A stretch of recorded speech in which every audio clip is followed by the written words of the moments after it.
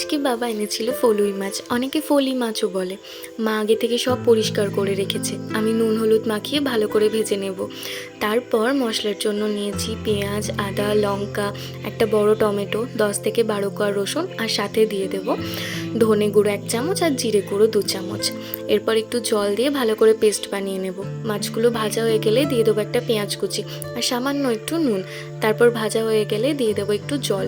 পেঁয়াজটা নরম হয়ে যাওয়ার পর যেই মশলাটা বানিয়ে রেখেছিলাম সেটা দিয়ে দেব। তারপর কিছুটা নাড়াচাড়া করে দিয়ে দেব হলুদ গুঁড়ো, কাশ্মীরি লঙ্কার গুঁড়ো আর গরম মশলা। তারপর অপেক্ষা করব যতক্ষণ না তেলটা ছাড়ছে মশলা থেকে। ঝোলটা বানানোর জন্য যে জলটা দেব সেটা আগে থেকেই গরম করে রাখা। ঝোলটা ফুটে উঠলে দিয়ে দেব নুন আর ভেজে রাখা মাছগুলো। আঁচ কমিয়ে বেশ খানিকক্ষণ ফুটিয়ে নিলেই একদম রেডি ফলুই মাছের কালিয়া। তোমাদের কেমন লাগলো জানিও।